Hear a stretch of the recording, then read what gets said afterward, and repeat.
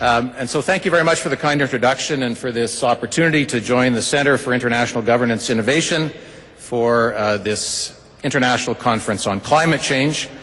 We build upon the achievements of others, and at your conference this year, you will look at how initiatives to address climate change can be built upon the ground from a ground-up approach, and what governance mechanisms will help us align these initiatives with multilateral and bilateral efforts. And when it comes to climate change, we are really, in a sense, all explorers, much like McClure. We press forward, we press ahead towards an economy that will rest more lightly on the ecosystems of this planet. We look for new ways to manage, new ways to provide the proper oversight and coordination activities. But let's look at the facts. We are fully engaged in the UNFCCC process. We are also one of 17 countries that have regularly and actively worked within the Major Economies Forum set up by President Obama last year to make progress in the negotiations. I just returned from New York, where we've completed what I believe is the 10th negotiating session of the Major Economies Forum. And much of what we saw in terms of the text that developed at Copenhagen originated with those MEF discussions. We are also a driving force amongst the so-called umbrella group in the United Nations process, which includes Canada, the United States, Australia, Japan, New Zealand, and Russia. And as a country, we stand firmly behind the Copenhagen Accord, which represents, in my submission, a major turning point in international climate negotiations, and which has the clear political support of 137 countries. So don't let anyone tell you that Canada is not an engaged partner in the international negotiations. There is another myth, namely that Canada's Copenhagen target is not ambitious. Our target is clear: to reduce by 2020 a 17% reduction in the greenhouse gas emissions from the levels they were at 2005. This is the same target as our American neighbors. Today, in conjunction with this speech this evening, we have published the details as a government of Canada's contributions internationally towards climate change, and I'd like to share that with you this evening. This fiscal year, Canada will invest $400 million as part of our share of the fast-track funding commitment of $30 billion agreed to at Copenhagen. How generous is this $400 million? Well, be aware that we generate 2% of the world's carbon emissions. We are contributing 4% of the Fast Start Financing Fund of $30 billion. $400 million in this fiscal year, contributions to follow in the 2 subsequent years. All of these dollars are new resources. They are not repackaged existing expenditures of the Government of Canada. They are all new dollars.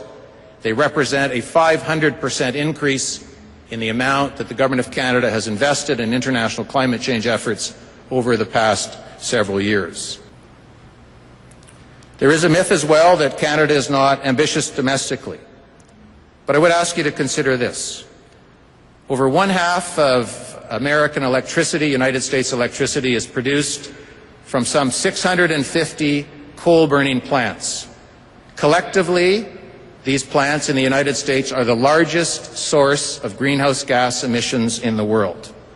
And you need to know, parenthetically, that 41% of the carbon that is in the atmosphere as we speak tonight originated with the burning of coal. We have aligned our targets with the United States for reducing greenhouse gas emissions. We have also come up with equivalent regulatory standards on key energy and environmental issues, such as the emission standards for cars and light trucks. I should say, in speaking with you this evening, again today, you will see in the news tomorrow, both the Government of Canada and the Government of the United States published the final North American tailpipe emission standards for all automobiles, light trucks and cars. When you go to a showroom to look at a 2011 vehicle, you are, for the first time in history, buying a vehicle that has North American continental emission standards.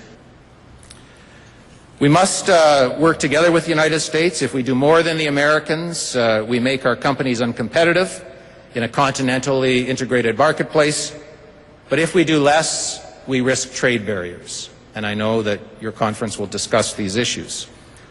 What the U.S. needs, I must say, first and foremost, is to access the 25,000 megawatts of clean hydroelectricity that Canada can bring on stream over the next 25 years. I would submit also that it is a policy imperative for the United States to integrate their energy and environmental policies with ours. That is the surest way, frankly, for the American economy to achieve energy self-sufficiency, but also to meet their own environmental obligations to the world. Heavy-duty trucks, trains, ships, and planes, in all of these areas, we have continental teams at work.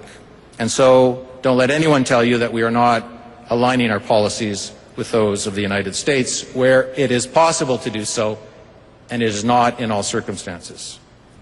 Finally, there is a myth that Canada really is focused too much on the United States and that we're not doing enough with our other bilateral partners. These are 5 myths about Canada's approach to climate change, 5 areas where we are certainly doing more than we have received credit for. I read one of the speeches you gave recently in which you talked about the specter of green protectionism and why you think there's cause for concern as it relates to Canada moving forward.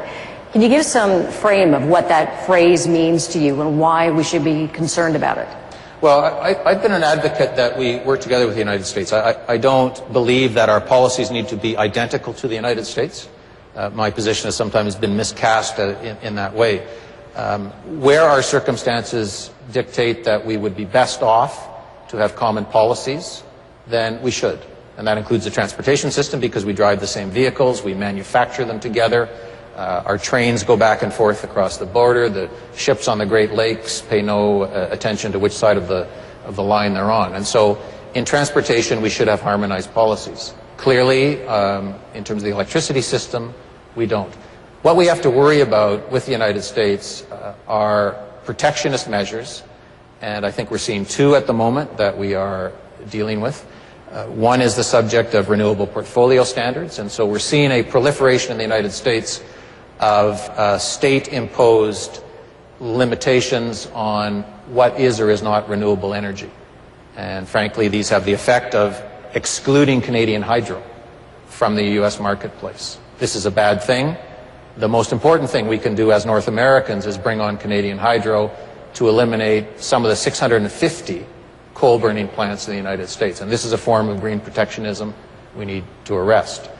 And so the discussion was around the notion of which is more effective in terms of really doing something meaningful to arrest climate change. Is it the top-down? You get a global deal, you get a deal for binding restrictions on emissions at something like Copenhagen, like Kyoto? Or is it ground level? It's small changes made at a local level, different bylaws, something like that. That comes from the opposite direction. Which ultimately, in your view, is more effective in the long term? Well, we need a binding international treaty. We need continental arrangements with the United States.